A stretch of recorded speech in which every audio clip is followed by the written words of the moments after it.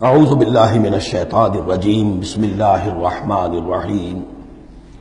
وما خلقنا السماء والارض وما بینہما باطلا، اور ہم نے جو کچھ کے آسمانوں میں ہے اور زمین میں ہے اور جو کچھ ان کے مابین ہے اسے بیکار پیدا نہیں کیا۔ اب یہ وہی لفظ آ گیا ہے دوبارہ جو سورہ آل عمران میں تھا، ربنا ما خلقت ھذا باطلا سبحانک فقنا عذاب النار۔ اس کے علاوہ سورہ مومنون میں آ چکا ہے، افحسبتم انما خلقناکم عبثا وانکم الینا لا ترجعون۔ تو یہ عبث اور بیکار کام کرنا اللہ کی شان سے بہت ہی سمجھیے کہ بعید ہے۔ ذالک ظن الذین کفروا، یہ گمان تو ان لوگوں کا ہے جنہوں نے کفر کیا ہے۔ فویل للذین کفروا من النار، تو ہلاکت اور بربادی اور تباہی ہے ان کافروں کے لیے آگ کی۔ ام نجعل الذین آمنوا وعملوا الصالحات کالمفسدین فی الارض، ذرا یہ سوچیں کیا ہم ان لوگوں کو جو ایمان لائے اور جنہوں نے نیک عمل کیے بنا دیں گے ویسا جیسا کہ وہ لوگ ہیں کہ جنہوں نے زمین میں فساد مچایا؟ یعنی یہ سوچو کہ دنیا میں کچھ لوگ ہیں نیکوکار ہیں، بھلائی کے کام کر رہے ہیں، کچھ ہیں بدماش ہیں، شریر ہیں، بد امنی پیدا کرتے ہیں، لوٹ مار کرتے ہیں، لوگوں پر ظلم کرتے ہیں، تو اگر آخرت نہ ہو تو پھر تو بڑا ظلم ہو گیا۔ یہ نیکوکار تو گھاٹے میں رہ گئے، بدماش عیش میں رہے، جن کے لیے کوئی اسکروپلز نہیں ہے، کوئی اصول نہیں ہے، ان کے لیے نہ دیانت ہے نہ امانت ہے، کچھ نہیں ہے، جہاں داؤ لگ جائے جہاں ہاتھ پڑ جائے وہ حاصل کرنے کے لیے تیار ہے، اپنی تمام خواہشات کی جو ہے وہ تکمیل کرنے کے لیے ہر دم جو ہے وہ تیار ہے، دیکھتے نہیں جائز ہے کہ ناجائز ہے، تو وہ تو پھر نفع میں رہے۔ اگر کوئی آخرت نہیں ہے تو پھر نفع میں وہ رہے، گھاٹے میں یہ رہے جو بیچارے بچ بچ کر چلتے ہیں، کسی کا دل نہ میں دکھا دوں، کسی کا حق نہ مار لوں، کسی پر زیادتی نہ کر بیٹھوں، میں حلال کھاؤں جائز کھاؤں، محنت سے اور سچ بولوں جھوٹ نہ بولوں، وہ تو پھر گھاٹے میں رہیں گے۔ آخرت ہونا لازمی ہے، اس کا تو مطلب یہ کہ پھر دنیا بیکار پیدا ہوئی۔ اگر آخرت نہیں ہے تو پھر انسانی زندگی کا خصوصاً انسان میں جو اخلاقی حص ہم نے پیدا کی ہے، یہی تو ہے جو حیوان میں اور انسان کے درمیان بہت بڑا فرق ہے۔ ان کی جبلت ہے صرف، باقی کوئی اخلاقی حص ان کے اندر نہیں، لیکن انسان کے اندر تو اخلاقی حص ہے، جبلت بھی ہے اور اخلاقی حص بھی ہے۔ تو اس اخلاقی حص کا نتیجہ کیا نکلا؟ الٹا نکل رہا ہے، تو نتیجتاً دلغوف ہونا چاہیے۔ ام نجعل الذین آمنوا وعملوا الصالحات کالمفسدین فی الارض ام نجعل المتقین کالفجار، کیا ہم اپنے متقی بندوں کو برابر کر دیں گے ان فاجروں اور فاسقوں کی؟ کتاب انزلناہ الیک مبارک، یہ کتاب ہے قرآن جو اے نبی ہم نے آپ پر نازل کی ہے، مبارک بہت بابرکت ہے۔ یہ برکت کے لفظ کو یہاں سمجھ لیجئے، برکہ عربی زبان میں کہتے ہیں کسی شے میں سے اس کے خیر کو نکالنے والی شے، وہ برکت ہے۔ کوئی شے پوٹینشلی آپ میں ہے لیکن یہ کہ وہ ڈورمنٹ پڑی ہوئی ہے، سوئی ہوئی ہے، اور اس کو آپ ایکسپلائٹ نہیں کر رہے، استعمال نہیں کر رہے، آپ کو اس کا شعور بھی نہیں ہے، احساس بھی نہیں ہے۔ کوئی شے جو آپ کو اس کا احساس دلا دے، پھر آپ اپنی صلاحیت کو استعمال کریں، ایکسپلائٹ کریں، اسے بروئے کار لائیں، وہ شے برکت والی ہوئی۔ تو یہ لفظ آتا ہے قرآن مجید میں، یا تو بام مبارکہ، باران رحمت، بارش برستی ہے، زمین میں وہ پوٹینشل رویدگی موجود ہے، ڈورمنٹ ہے، بیج پڑے ہوئے ہیں،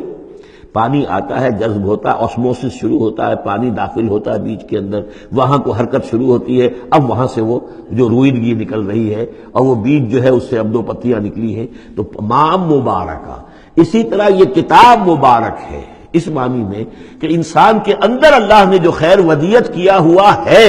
موجود ہے، اس کی روح میں ہے نور تجلی بھی اسی خاک میں پنہاں، غافل تو نرا صاحب ادراک نہیں ہے، وہ ہے تمہارے اندر، لیکن یہ کہ وہ ڈورمنٹ ہے، اس کو نکال کر برآمد کرنا، اس کو سامنے لانا، اس نیکی کو بروئے کار لانا، اس روح کی اور روحانیت جو ہے اس کی نشو و نما، اس کا پروان چڑھنا، یہ اس کتاب کا نتیجہ ہے۔ تو یہ کتاب مبارک ہے، کتاب انزلناہ الیک مبارک لیدبروا آیاتہ ولیتذکر اولو الالباب، یہ مبارک ہے، بابرکت ہے، تاکہ وہ تدبر کریں اس کی آیات پر، اور تاکہ جو ہوش مند لوگ ہیں وہ اس سے سبق حاصل کریں۔ وَوَهَبْنَا لِدَاوُودَ سلیمان، اور ہم نے داؤد کو سلیمان جیسا بیٹا عطا کیا، نعم العبد، بہت ہی اچھا بندہ تھا ہمارا، انہ اواب، اور یقیناً وہ بھی ہماری طرف رجوع کرتا رہتا تھا، ہماری طرف یہ رجوع رہتا تھا، توجہ رکھتا تھا، دھیان ہمارے ساتھ لگائے رکھتا تھا۔ اذ ورد علیہ بالعشی الصافنات الجیاد، جب یہ کہ شام کے وقت ان کے سامنے پیش کیے گئے، یعنی جیسے انہوں نے پہلے ہم پڑھ چکے ہیں کہ انہوں نے اپنی فوجوں کی انسپیکشن کی تھی، تو وہ فوجیں کہ جو انسانوں کی بھی تھی، جنوں کی بھی تھی، یوزعون، ان کی ریجیمنٹس بنائی گئی تھی، بٹالینز بنائی گئی تھی، اس میں پرندے بھی تھے، اسی طریقے سے اب یہ جو گھوڑے رکھے ہوئے تھے جہاد کے لیے، ظاہر بات ہے کہ گھوڑے کیولری جو ہے وہ تو زمانے میں اصل شے تھی، تو اس کو انہوں نے جو شام کے وقت انسپیکشن پریڈ کوئی ہوئی گھوڑوں کی، تو وَإِذْ عُرِضَ عَلَيْهِ بِالْعَشِيِّ الصَّافِنَاتُ الْجِيَادُ، کہ بہت ہی عمدہ، بہت اعلیٰ نسل والے، بہت عمدہ جو گھوڑے تھے ان کو اس کے سامنے پیش کیے گئے، معائنہ کر رہے تھے حضرت سلیمان۔ فَقَالَ إِنِّي أَحْبَبْتُ حُبَّ الْخَيْرِ عَنْ ذِكْرِ رَبِّي،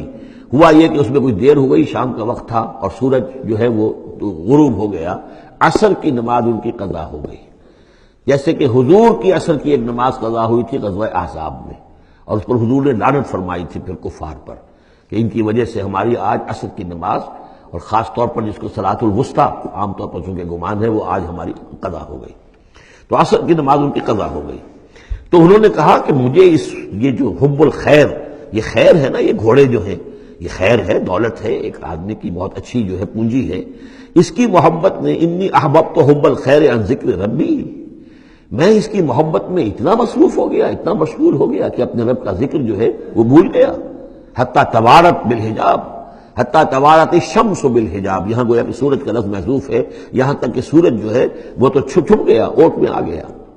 ردوها علیہ، تو اس میں انہوں نے کہا کہ ذرا واپس لاؤ ان گھوڑوں کو۔ فطفق مسم بالسوق والاعناق، تو اب وہ لگا تلوار مارنے ان کی گردنوں پر اور ان کے پیروں پر۔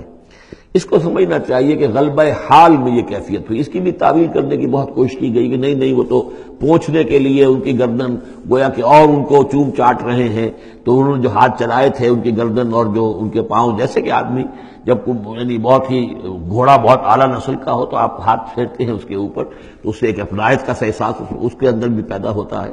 تو یہ جو نہیں، یہ بات نہیں ہے، بات سیدھی وہی ہے کہ جو یعنی خام خواہ اس میں ضرورت نہیں ہے، جیسے کہ غلبہ حال کسی وقت ہو جاتا ہے، خام خواہ تعویل کی کیا ضرورت ہے۔ جیسے حضرت عمر کا معاملہ ہو گیا تھا کہ غزوہ احد میں تلوار پھینک کر بیٹھ گئے کہ اب جب محمد ہی قتل ہو گئے صلی اللہ علیہ وسلم تو اب اور کس کے لیے لڑنا ہے، حالانکہ لڑنا تو اللہ کے لیے تھا، محمد کے لیے تو نہیں لڑنا تھا، لیکن ایک طرح طبیعت ہوتی ہے، ایک وقت میں احساسات اور جذبات کا ایسا غلبہ ہو جاتا ہے۔ وہی غلبہ ان پر ہوا ہے حضور کے انتقال کے وقت، وہ بھی تلوار کھینچ کے بیٹھ گئے تھے کہ جو شخص کہے گا کہ محمد کا انتقال ہو گیا گردن اڑا دوں گا۔ وہ تو پھر حضرت ابو بکر آئے ہیں، انہوں نے پھر آ کے خطبہ دیا ہے، اور خطبے میں وہ آیت بھی پڑھی ہے وما محمد الا رسول قد خلت من قبلہ الرسل افإن مات أو قتل انقلبتم على أعقابكم، اور ساتھ ہی پھر انہوں نے یہ خطبہ دیا کہ من كان يعبد محمدا فإن محمدا قد مات ومن كان يعبد الله فإن الله حي لا يموت۔ کوئی شخص اگر محمد کو پوجتا تھا، محمد کی عبادت کرتا تھا تو سن لے محمد کا انتقال ہو گیا، اور جو کوئی اللہ کو پوجتا تھا اور اللہ کی بندگی کرتا تھا اس کو جان لینا چاہیے اللہ پر کبھی موت واقع نہیں ہوگی، وہ زندہ رہنے والا ہے۔ تو یہ غلبہ حال کی ایک کیفیت ہے کہ اسی کیفیت میں کہ میری یہ نماز جو ہے یہ چھوٹ گئی ہے۔ بہرحال یہ دونوں میں نے آپ کے سامنے رکھ دیے ہیں۔ صدق اللہ العظیم۔